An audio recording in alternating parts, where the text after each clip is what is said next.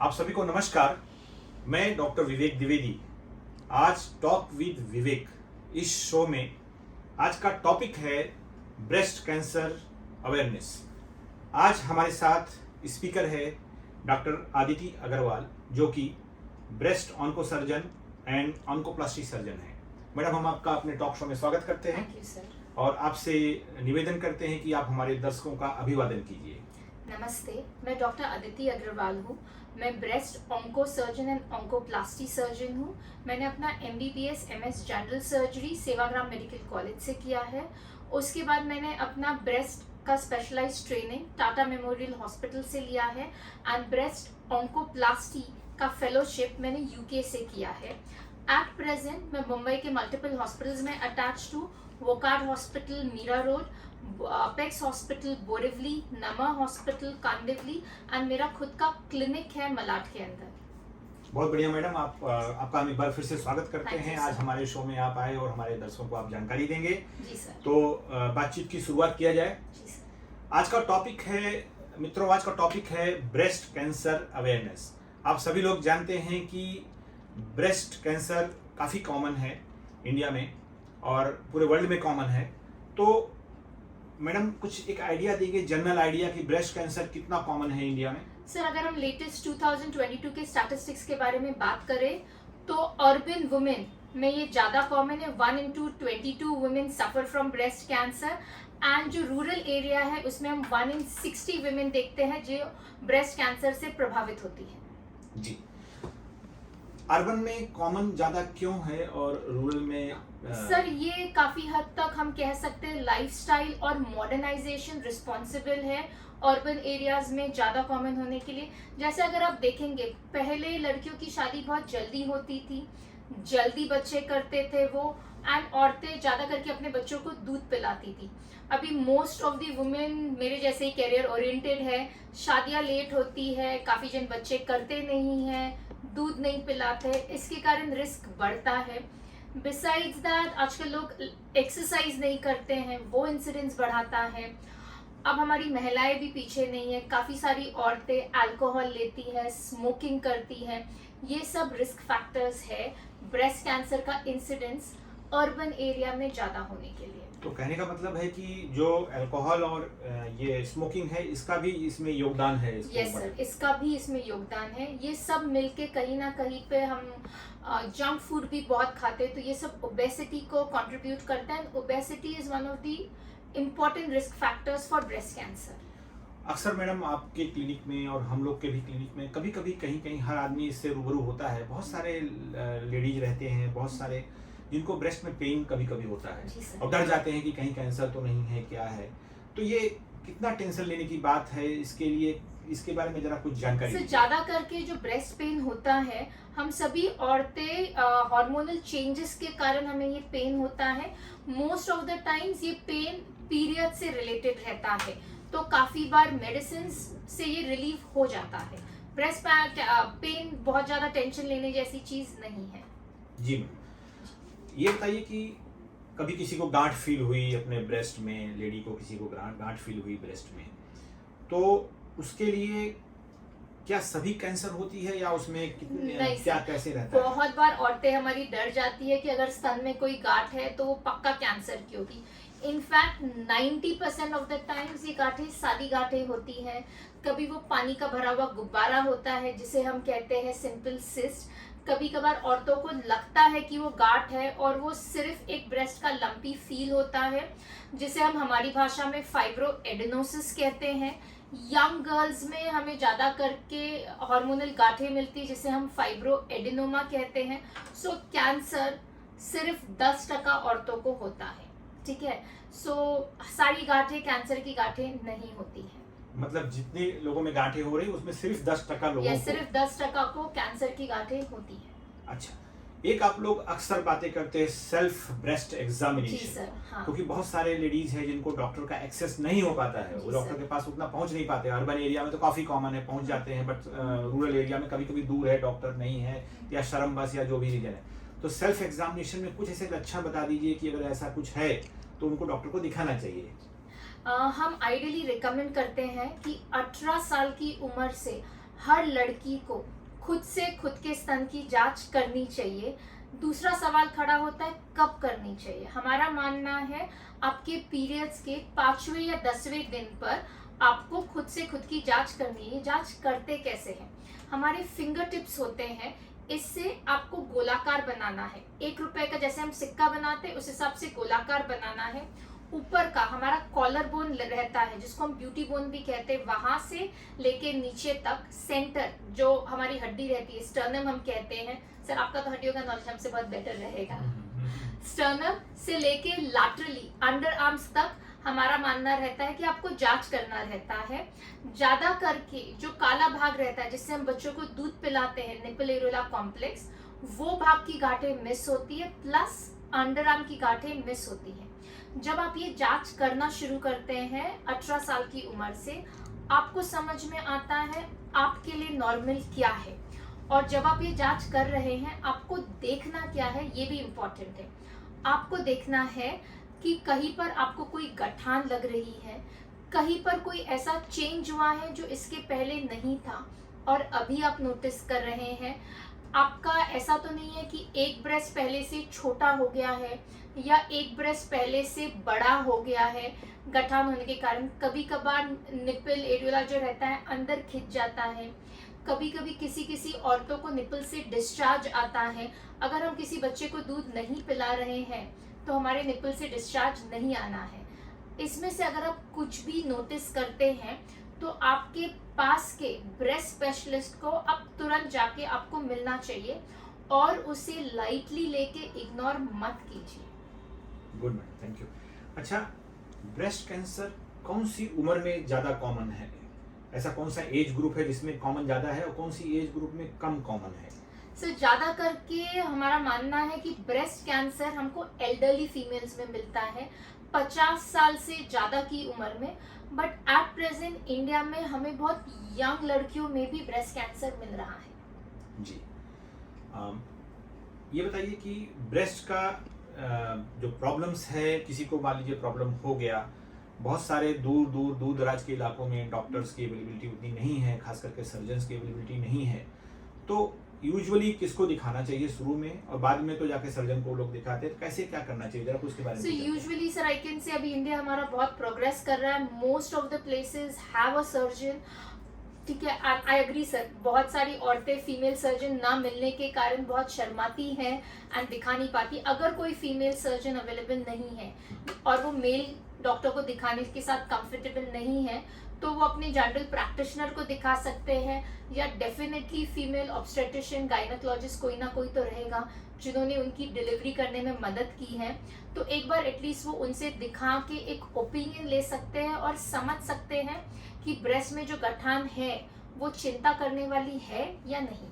जी ma'am, breast की जो problems होती है उसे क्या क्या लक्षण रहते हैं लोगों में?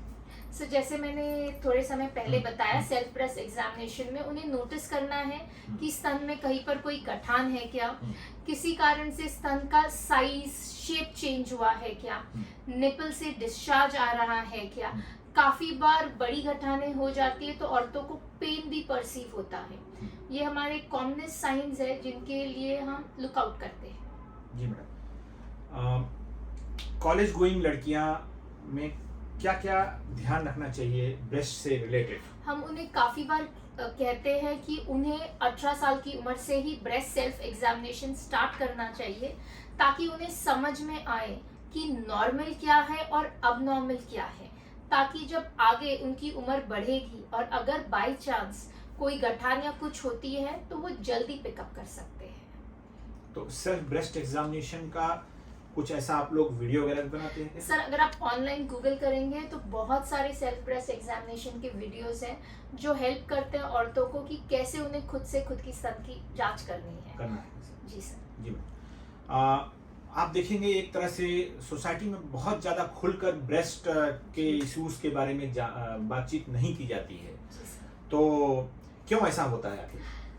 सर औरतें आप जैसे जानते हैं सभी घरों में औरतें बाकी सबका तो ध्यान दे देंगे, अपनी हस्बैंड का, अपने बच्चों का ध्यान देंगे, बट खुद की हेल्थ की तरफ वो हमेशा निग्लेक्ट करते हैं। मैं हमेशा जब हस्बैंड वाइफ को लेकर आते हैं मेरे पास, मैं हमेशा उन्हें कहती हूँ कि आपकी मैरिज एनिवर्सरी का गिफ्ट समझ के आपकी वाइफ को, अगर 40 ईयर्स से अबव है, आपको एक एक्सरे मैमोग्राम गिफ्ट करना चाहिए। एंड अभी तो हमारी औरतें बहुत लेट मैरिजेस भी करते हैं, तो हम उन्हें रिकमेंड करते हैं कि इफ यू आर अनमैरिड, आपका रिस्क लेवल थोड़ा बढ़ता है, बच्चे नहीं है, तो at least after the age of 30 years एक बार ब्रेस्ट स्पेशलिस्ट से मिलके साल में एक बार आपको खुद के ब्रेस्ट की जांच करानी चाहिए। तो आई recommend yearly one examination if you're above the age of 30 years, and after the age of 40 years साल में एक बार एक एक्सरे मैमोग्राम करवाइए। मैमोग्राम आपने अभी बोला, तो मैमोग्राम है क्या चीज? सर आप लोग तो हड्डियों के लिए रोज एक्सरे कराते हैं। हम एक्सरे मैमोग्राम में ब्रेस्ट का एक्सरे कराते हैं। बहुत बार औरतें डर जाती हैं, एक तो ये सोच के कि इसमें पेन होगा। ये हार्डली 10 सेकेंड्स का प्रोसीजर है, एंड एक्सरे मैमोग्राम हमें ब्रेस्ट कैंसर अर्ली पिकअप करने में मदद करता है। इनफैक्ट हमारे पास स्टडीज है जो कहती है कि एक्सरे मैमोग्राम 18 महीने पहले ब्रेस्ट कैंसर को पिकअप कर सकता है, तो अर्ली पिकअप के लिए नेसेसरी है। एंड रेडिएशन एक्सपोजर इसमें काफी कम होता है, औरतें बहुत बार उससे भी डरती हैं। तो X-ray mammogram is one of the simplest solutions after the age of 40 जो हमें ब्रेस्ट कैंसर पिकअप करने में मदद करता है। क्या ये पेनफुल है?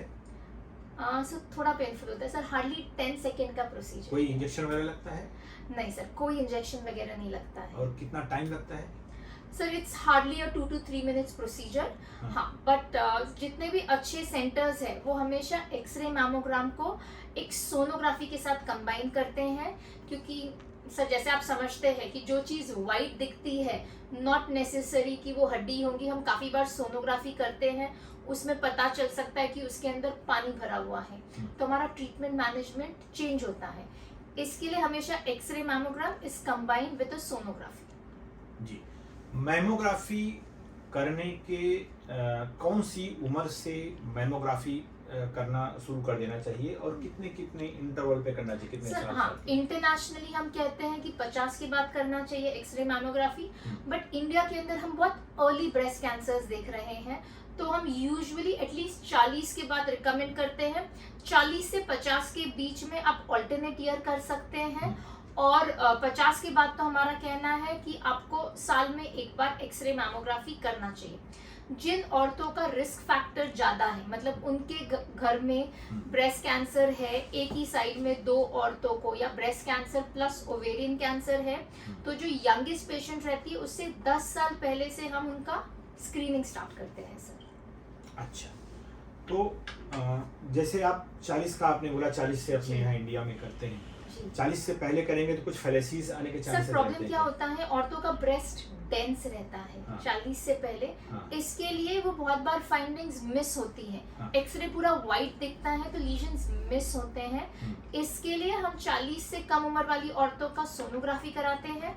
हाँ, अगर कभी हमें कैंसर का डाउट है तो हम एक्सरे मैमोग्राफी कराते हैं, वरना यूजुअली हम 40 से कम में सिर्फ सोनोग्राफी कराते हैं। जी, कुछ जेनेटिक फैक्टर्स भी इसमें काम करते हैं क्या कैंसर होने में ladies? Yes sir, genetic factors काम करते हैं, अगर बट फ्रैंकली स्पीकिंग हम जितना डरते हैं जेनेटिक्स से, खाली 5 to 10% केसेस फेमिलियल या जेनेटिक होते हैं, उसके अलावा 90 to 95% केसेस अपने आप ही होते हैं। स्पोरेडिक ऐसे? यस, स्पोरेडिक केसेस होते हैं सर। तो वो जो 5 to 10% केसेस होते हैं, इसके लिए अगर एक साइड ऑफ द फैमिली, मतलब मोस्ट इम्पोर्टेंट आपकी मम्मी का साइड होता है, उसमें अगर 2 औरतों को, मतलब आपकी मौसी की बेटी, नानी, इनमें से किसी को अगर ब्रेस्ट कैंसर हुआ है तो आपका रिस्क नॉर्मल पॉपुलेशन से बढ़ता है।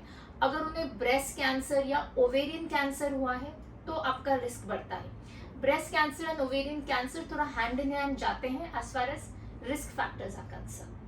जी, अभी जैसे आपने बताया कि फैमिली हिस्ट्री है किसी को ब्रेस्ट कैंसर होने का, तो स्वाभाविक है आदमी थोड़ा सा स्ट्रेस होएगा, वो हमेशा कंसर्न रहेगा कि उसको ध्यान रखना चाहिए, जैसे आपने बताया मैमोग्राफी है। हाँ।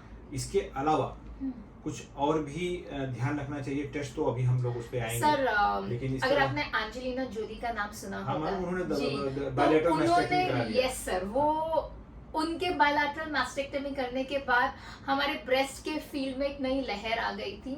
सारी औरतें हमारे पास आने लगी थी, ब्राका टेस्टिंग कराना है, ब्राका। बट हमारे लिए समझने की बात जो है, उनकी नानी को भी कैंसर था, उनकी मम्मी को भी कैंसर था, तो उनका जो हम रिस्क फैक्टर्स देखते हैं, it was anywhere around about 90 to 95% उनका चांस था ब्रेस्ट कैंसर होने का। इसके लिए उन्होंने प्रोफाइलैक्टिकली दोनों ब्रेस्ट निकलवाए, उनका रिकंस्ट्रक्शन कराया और दोनों ओवरीज भी निकलवाए, ठीक है। हाँ, इम्पॉर्टेंट बात ये है कि ब्राका टेस्टिंग करना किसका है, बिकॉज हमारे पास बहुत आरतें आने लगी थी। जो पेशेंट ब्रेस्ट कैंसर से पीड़ित है, हम पहले उनका ब्राका टेस्टिंग कराते हैं।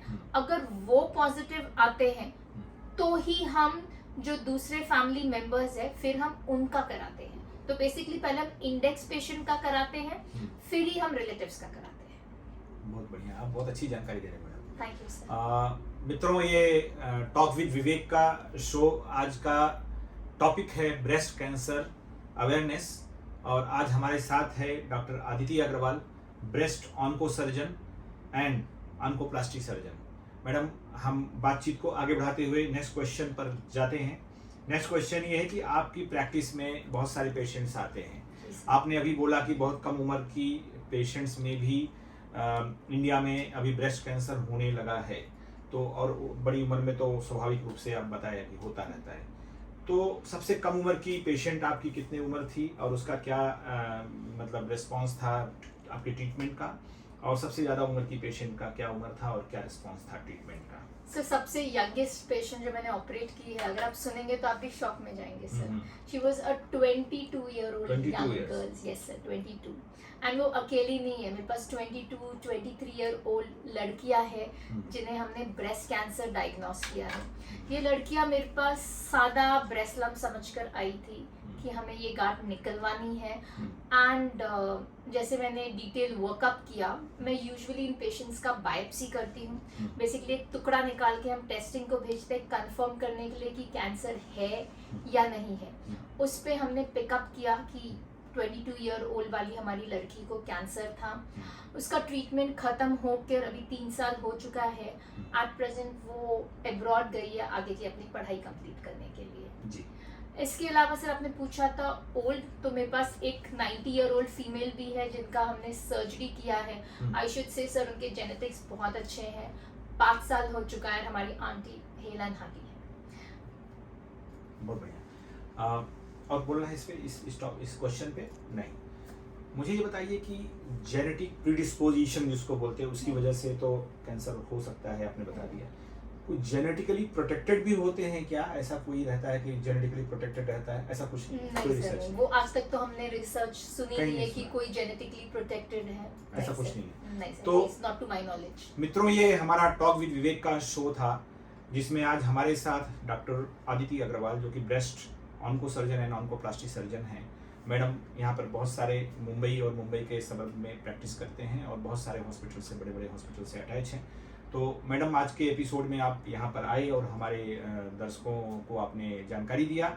चलते चलते आपसे हम रिक्वेस्ट करेंगे कि टेक होम मैसेज, अभी तक जो हमने बात किया है, इसका एक सारांश, जिसको कंसाइज फॉर्म में central idea, take home message हमारे दर्शकों को आप अपनी तरफ से प्लीज बताइए। मैं सिर्फ आपसे इतना कहना चाहूँगी कि बी ब्रेस्ट अवेयर। डरने जैसी कोई बात नहीं है। अगर आप कुछ भी चेंज नोटिस करते हैं, please contact your nearest breast specialist and please start doing self breast examination. Thank you madam. Thank you. मित्रों, नॉलेज इज पावर। आजकल इंफॉर्मेशन एज है। मैडम ने आपको जानकारी दिया है। अगर आपको जानकारी है तो आपको डर नहीं लगेगा, जानकारी नहीं है तो डर लगेगा। आपसे निवेदन है कि आप ये जो मैडम ने सुना है उस पर अमल करिए और दूसरों को भी इसके बारे में जानकारी दीजिए। आज के टॉक शो का हम इस पर समापन करते हैं। नेक्स्ट टॉक शो में ब्रेस्ट कैंसर अवेयरनेस पे पार्ट 2 रहेगा, उसका इंतजार कीजिए। नेक्स्ट वीक उसके साथ हम आपके सामने हाजिर होंगे। और इसके साथ ही मैडम, हम आपको बहुत बहुत धन्यवाद देते हैं कि आप हमारे टॉक शो में आए और जानकारी दिया, और अपने कैमरामैन मिस्टर रुपेश पेडनेकर को धन्यवाद देते हैं, और आप सभी को धन्यवाद देते हुए हम आपसे विदा लेते हैं। नमस्कार।